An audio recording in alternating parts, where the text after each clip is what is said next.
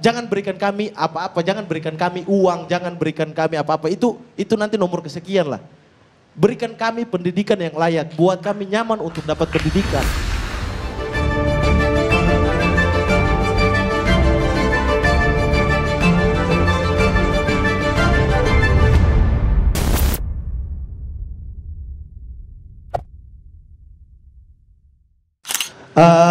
Sebagai tokoh pemuda, saya juga bukan tokoh pemuda sih sebenarnya sih. Saya komedian yang selalu menertawakan hal-hal dalam kehidupan, tapi hari ini sedih karena yang di atas bapak-bapak kita bertengkar, yang di bawah juga bertengkar. Jadi bingung sebenarnya saya. Ini kan bukan kejadian pertama sebenarnya. Kita akan tiap tahun kita akan membicarakan soal Papua seperti ini terus. Dari sudah lama masalah rasisme, saya dari 2010 saya sudah alami itu. Persekusi saya sudah alami itu gitu. Dan ini bukan kasus pertama, ini kasus yang berulang-ulang kali sehingga mahasiswa-mahasiswa ini sudah muak, marah, akhirnya melampiaskan kekecewaannya gitu. Lalu kemudian pemerintah dengan gampangnya suruh kita minta maaf, saling memaafkan dan sebagai macam gitu. Iya oke, kita mau dibilang kita orang Papua harus memaafkan dengan yang lain, kita udah memaafkan sesama yang lain ini sudah dari lama kita sudah terlalu sabar untuk menghadapi kasus-kasus seperti ini Bang Karni.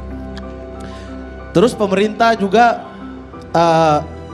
agak bingung sebenarnya. Saya bingung mau bilang apa ke pemerintah saat ini. Sebenarnya bukan Pak Jokowi ya. Kalau Pak Jokowi, saya tahu Pak Jokowi punya niat baik. Saya tahu seperti yang tadi politisi dari PDIP bilang Pak Jokowi punya niat baik. Kita sudah lihat itu dan orang Papua membalas itu dengan memilih beliau. 90% memilih beliau gitu. Tapi kan yang di sekelilingnya ini adalah orang-orang lama yang menggunakan cara-cara lama, pendekatan-pendekatan militer dengan kami orang Papua. Bahkan kan kita tahu yang terlibat dalam kasus Surabaya beberapanya adalah oknum aparat. Lalu apa yang mau diharapkan? Setiap udah ada kasus lalu kita bilang nanti kita harus dialog. Wacana dialog ini kan bukan baru sekarang tapi tidak pernah terlaksana. Apa yang mau kita harapkan dari hal-hal semacam ini? Kalau memang sekarang pasti terlaksana karena yang janji Pak Jokowi sendiri. Iya, mudah-mudahan. Saya berharap itu. Tapi kemudian kalau kita melihat apa yang terjadi, sekarang kan kita sebagai mahasiswa, adik-adik saya mahasiswa di beberapa daerah sudah takut untuk bagaimana lagi kita mau bersikap gitu. Kita datang merantau jauh-jauh dengan susah payah, lalu kita di satu daerah mendapatkan hal-hal seperti ini. Sebenarnya yang harus kita dibilang tertinggal, tidak terpelajar dan sebagainya macam. Sebenarnya yang tidak terpelajar siapa sih bingung? Karena implementasi pendidikan kita menerima orang pendatang di Papua dengan begitu baik. Bahkan Bung Karni, saya dari Fakfak dan salah satu bahasa daerah Fakfak itu hampir punah. Itu hampir punah. Kenapa? Karena kita menghargai betul-betul orang yang datang ke Fakfak, makanya kita menggunakan bahasa Indonesia. Lalu kita dituduh tidak nasionalis. Sementara di pelosok-pelosok Jawa masih banyak yang tidak bisa berbahasa Indonesia.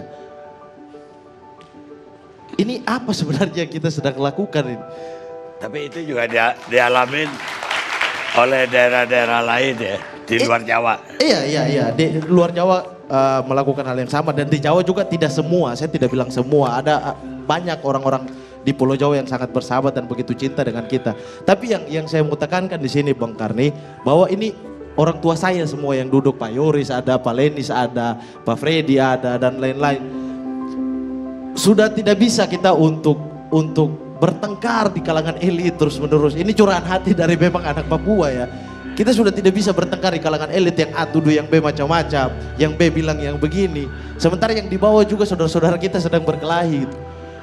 Makanya Pak Jokowi, saya sarankan Pak Jokowi juga jangan hanya dialog dengan tokoh-tokoh Papua di kalangan elit gitu.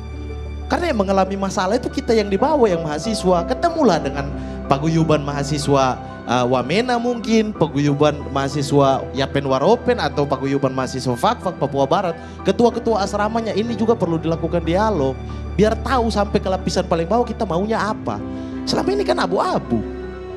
Yang di atas bilang apa, padahal yang di bawah tidak begitu. Jadi kita antara kita sendiri, jadi tolonglah sudah tidak saatnya untuk kita bertengkar untuk posisi, sudah tidak saatnya kita bertengkar untuk atas nama pribadi dan golongan. Ini kita harus betul-betul duduk bersama dari yang paling atas sampai yang paling bawah, bagaimana berbicara untuk Papua yang baru. Karena Papua yang baru 10 tahun, 20 tahun ke depan ada di tangan kami yang generasi sekarang. Bukan lagi di tangan bapak-bapak ini. Gitu. Jadi ajak kami bicara, kami siap kok untuk bicara. Sementara kalau kami mau berbicara, mau buka diskusi-diskusi sudah dituduh separatis. Bagaimana ceritanya?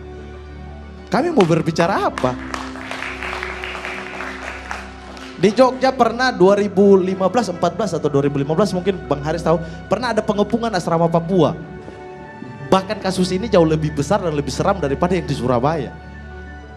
Itu pengepungan asrama Papua oleh beberapa ormas, lagi-lagi oleh beberapa ormas, tapi tetap aja pemerintah ya memberikan ruang untuk ormas-ormas yang bergaya militer. Itu sudah terjadi hal-hal seperti itu, bahkan tidak ada yang bisa. Itu kenapa kejadiannya? Karena bahwa mahasiswa Papua yang ada di Jogja mau melakukan diskusi doang. Subuh-subuh sudah digerebek, sudah dikepung.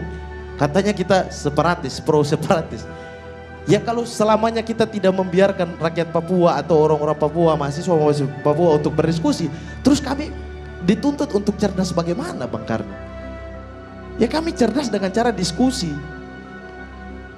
Ya makanya saya selalu bilang dimanapun kesempatan yang saya diberikan, saya selalu bilang bahwa jangan berikan kami apa-apa, jangan berikan kami uang, jangan berikan kami apa-apa, itu nanti nomor kesekian lah. Berikan kami pendidikan yang layak, buat kami nyaman untuk dapat pendidikan. Lalu biarkan kami nanti pulang ke Papua sana, kami yang bangun daerah kami masing-masing dengan bahagia. Itu aja Bang Karin, terima kasih.